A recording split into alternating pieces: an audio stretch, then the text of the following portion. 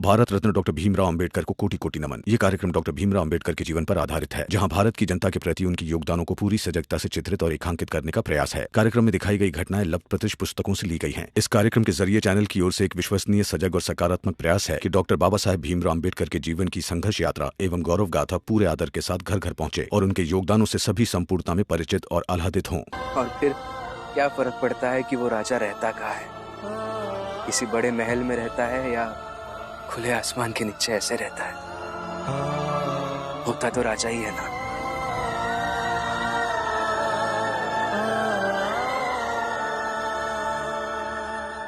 भुवन, मत रो। हम लोग जल्दी ही अपने घर में, अपने चाल में पहले जैसे रहने लगेंगे।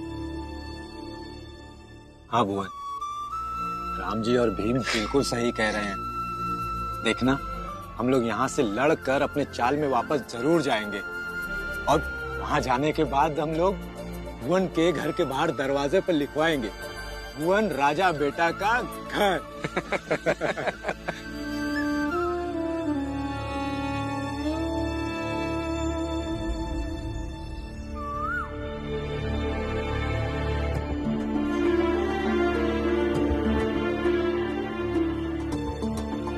आओ।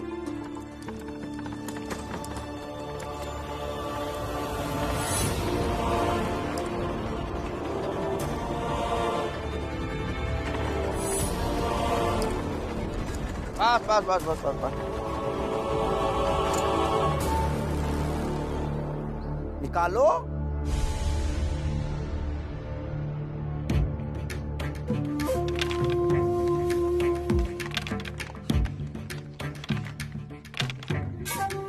जल्दी जल्दी करो।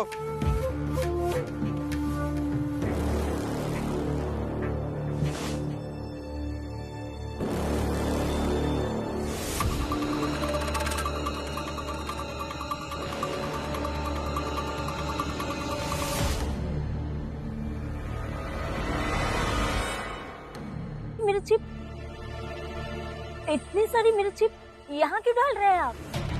पता नहीं, अब ये कौन सी नई मुसीबत खड़ी करेंगे। सुनो, अब इन लकड़ियों में राग लगाओ और उसके बाद ये मिर्चियां उसमें डालना।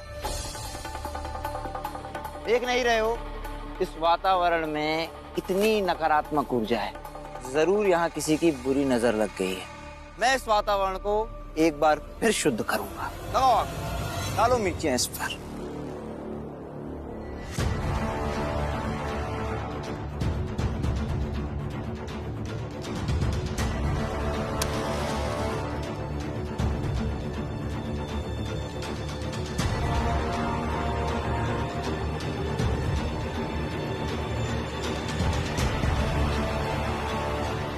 हाँ, अब डालो, मिर्ची डालो। मिर्च डालो।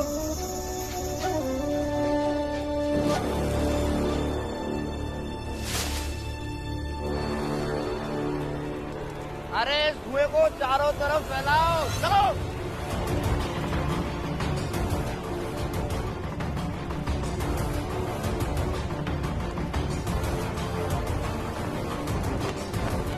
अरे क्या कर रहे हैं आप लोग?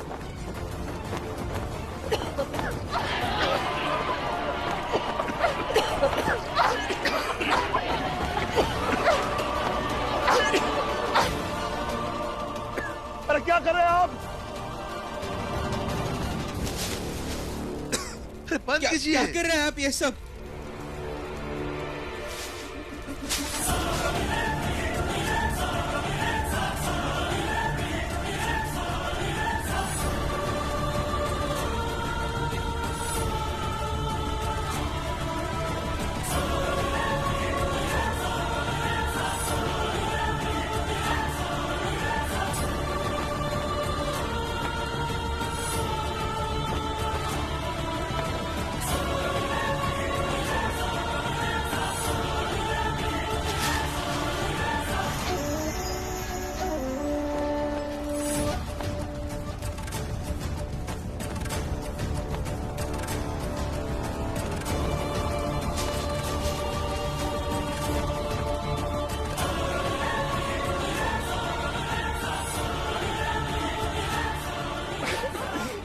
क्या दृश्य है, वाह।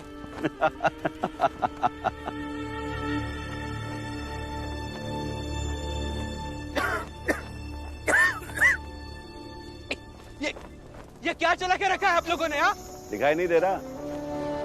शुद्धिकरण हो रहा है। बेवकूफ समझ कर रखा है क्या हम लोगों को?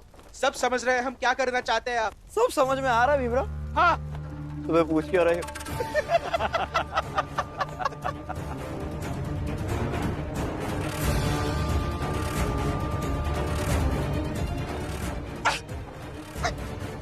ये पूछ रहे हैं इतनी नफरत, इतना गुस्सा किस चीज का है आप सबको? गुस्सा नहीं है, घृणा है, अपार घृणा तुम सब लोगों के लिए। और जिससे घृणा होती है ना, उससे दूर रहने का प्रयास किया जाता है। वही प्रयास हम लोग कर रहे हैं। कोर्ट का आदेश है ना तेरे पास, यहाँ रहना है तो पहले, लेकिन आस पास चाहे कुछ भी हो,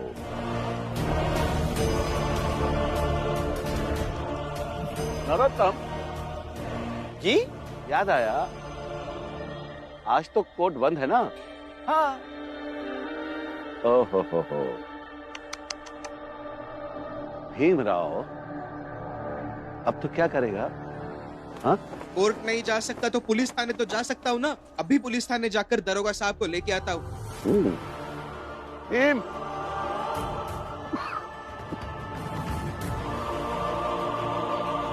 चल थाने। अब तुम सब लोग देख लो, यहाँ रहोगे तो ऐसे ही परेशानी भुगतते रहोगे। यहाँ कहीं और जाना है, सोच लो। कोई कहीं नहीं जाएगा, आप सबको जो करना है कर लीजिए। अच्छा ठीक है, और मिर्ची डालो यहाँ। और कोई वहां से इधर आया तो छोड़ेंगे नहीं उसे।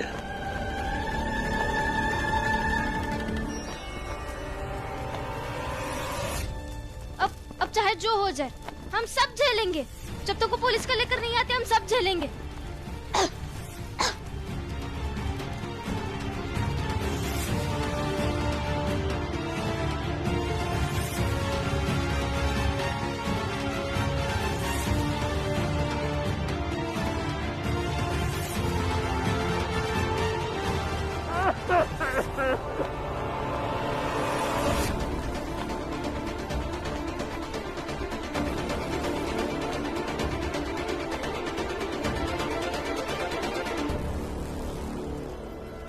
अरे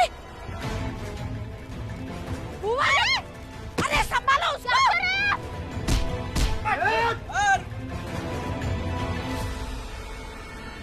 चलने दो जो चल रहा है। पटक के मारो इसको, हड्डियां तोड़ देना है इसकी। क्या कर रहे हो? रुक यहीं पे। हमने कहा था ना, कोई यहाँ आया तो छोड़ेंगे नहीं।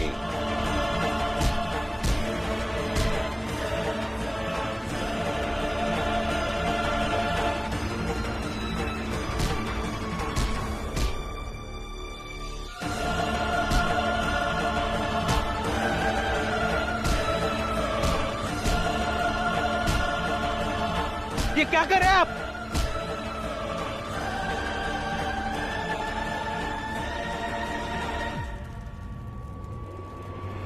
बस हो गया ये। क्या चल रहा है ये सब?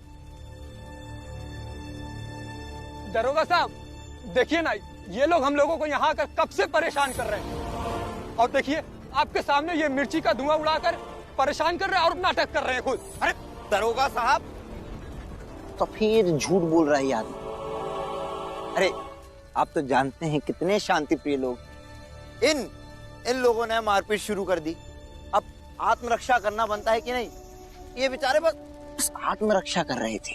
ये झूठ बोल रहे, गलती इनकी थी।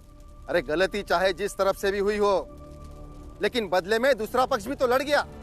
अब गुनाह तो दोनों पक्ष के लोगों ने किया है, तो सजा भी तो दोनों को होगी ना।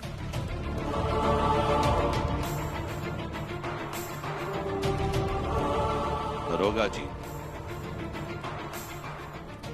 अगर दोनों ही पक्ष गुनहगार है, जाने दीजिए ना। क्या सजा, क्या जुर्माना। ये हमारा आपस का मामला है,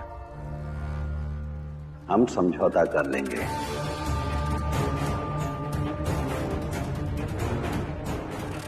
ठीक है, फिर आपस में समझकर हल कर लीजिए। थाने के चक्कर क्यों लगाने? लेकिन इन्होंने यहाँ आकर पहले तमाशा शुरू किया था ना। तो इसके लिए अदालत जाओ, जो परसों खुलेगी। तब तक ऐसे ही बैठे रहो। और भीमराव, ये दुनिया किताबी कानून से नहीं चलती, समझे? दरोगा साहब, हाँ, इतनी भीषण गर्मी में आप स्वयं को यूं कष्ट दे रहे हैं। चलिए आइए, घर में बाग के मीठे और ताजे आम आए। चलिए आइए, आपको खिलाता हूँ, आइए।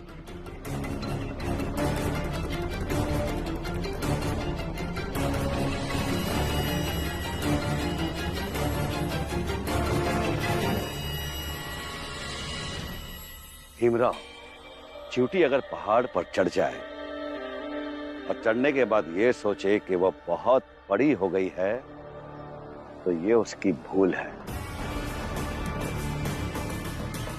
कोर्ट का कागज लेकर तुझे ये लगा कि तू बाजी जीत गया है, तो ये तेरी भूल है भीमराव। देखते जा।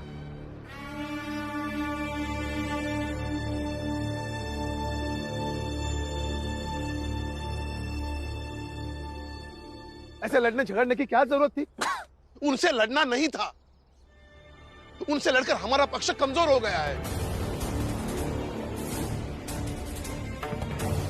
हर बार समझाता हूं, हिंसा का जवाब हिंसा नहीं होता है, लेकिन आप लोगों के समझ में आए तब ना। और फिर उन ऊंची जात के लोगों से लड़ाई करके हम जीत भी तो कभी नहीं सकते।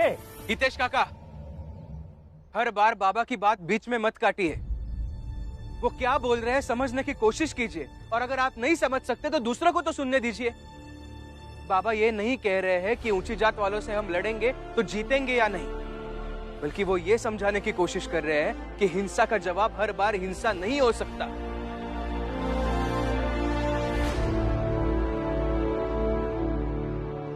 इनकी ऐसे नहीं सुनेंगे, मैं इनको छोड़ूंगा नहीं, बदला लेकर रहूंगा। भुवन काका रुकिए।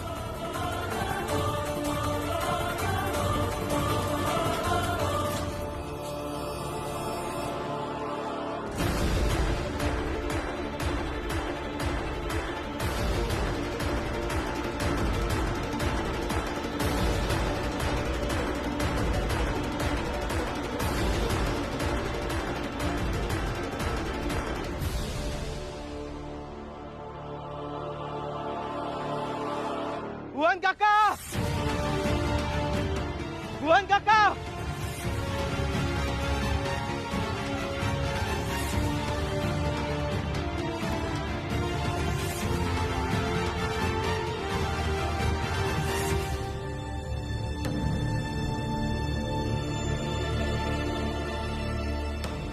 ये भीमराव और राम जी ने मुझे देख लिया तो जाने नहीं देंगे, और मैं इन लोग को छोड़ूंगा नहीं। मालिक, मालिक साहब, मालिक, हमारे चाल में भुवन रहता है ना, आप सबसे बदला लेने निकला है। ये तो बहुत अच्छी बात है। तुम्हारी जात के किसी व्यक्ति में इतनी हिम्मत तो है कि वह हमारे सामने भीख नहीं मांग रहा, बल्कि बदला लेने आ रहा है। वाह, मती मारी गई है मालिक, पागल हो गया है वो, जो आप लोग जैसे बड़े लोगों से बदला लेने के लिए सोच रहा है। हितेश, ऊंट को उसकी औकात तब तक नहीं पता चलती जब तक कि वो पहाड़ के नीचे नहीं आ जाता। उसे बदला लेने आने दो, हम उसका अच्छी तरह से हिसाब कर देंगे। और वो हिसाब हमें भी याद रहेगा और तुम सबको भी। जाओ तुम। ठीक है मालिक साहब, प्रणाम। प्रणाम मालिक। जी, आप कुछ खतरनाक सोच रहे हैं। बताइए, क्या सोच रहे हैं आप? हाँ?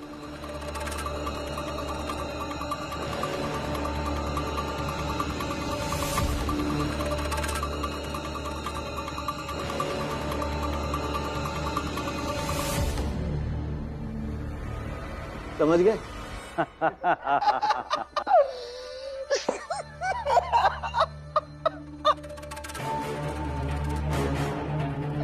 कमाल सोचा है आपने, कमाल कर दिया। ठीक है फिर, जो कहा है वो करो, हो जाएगा। और समझिए हो गया।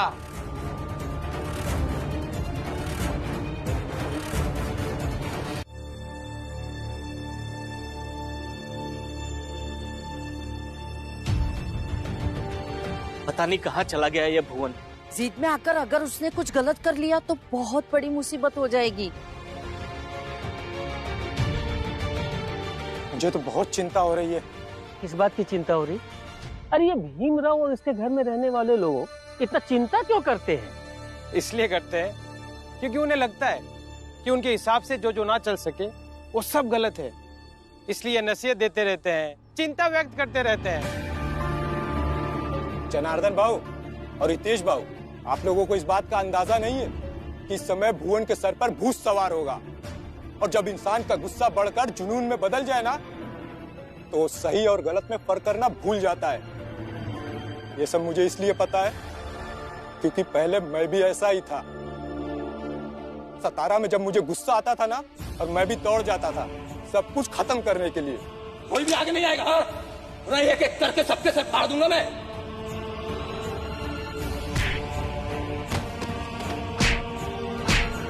और फिर भीम और राम जी मुझे लो, अब ये भी शुरू हो गए।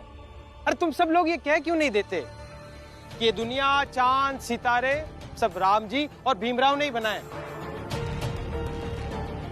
और हम सब लोग इनकी कृपा से ही जिंदा है। हो गया? भीम, तुझे कॉलेज जाना है ना? जा। रमा, लक्ष्मी, तुम्हें काम पर जाना है ना? जाओ। इनका भाषण तो चलता ही रहेगा हमेशा। लेकिन बाबा, भुवन काका को ढूंढना अभी जरूरी है। अगर हम यहाँ से गए तो हम सब है ना, हम सब देखते हैं, भुवन को ढूंढते हैं, खोजते हैं। जाओ तुम सब लोग। चलो।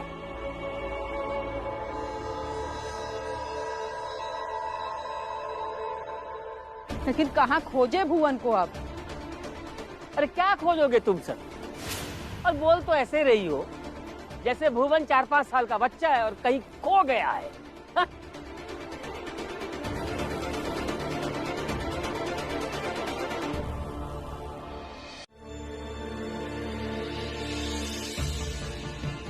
यही कहीं होनी चाहिए, एक बार मिल जाए बस।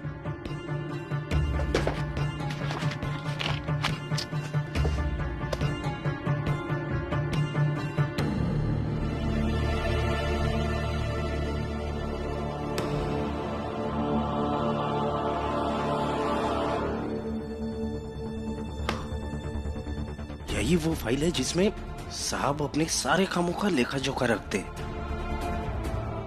साहब ने इसमें कोई ना कोई गलती जरूर की होगी। अगर ये फाइल भीम को मिल जाए तो वो और उसके वकील मिलके कोई ना कोई रास्ता जरूर निकाल देंगे।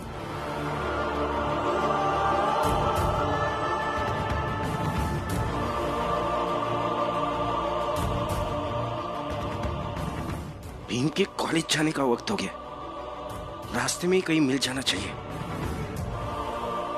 अरे बाला, बाला जरा पानी लाना।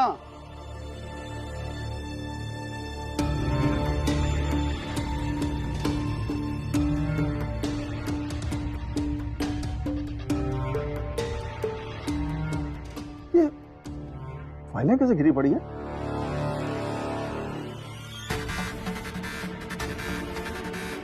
अरे बाला,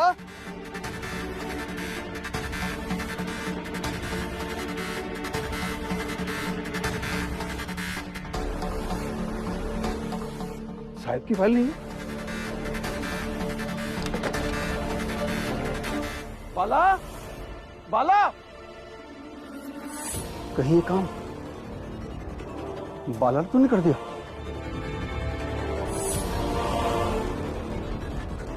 सूर्यकांत सही कहता था, बाला ऊंची जात का होकर छोटी जात वालों की मदद कर रहा है। कहीं बाला साहब की फाइल लेकर उनकी मदद करने तो चला गया। बोलो, आज नहीं बचोगे। बाला भैया, आप, तुम्हारे लिए कुछ लाया हूं, देखो क्या है इसमें। कुछ जरूरी कागजात है, शायद तुम्हारे काम आ जाए। आपने ऑफिस में बता कर लाया है?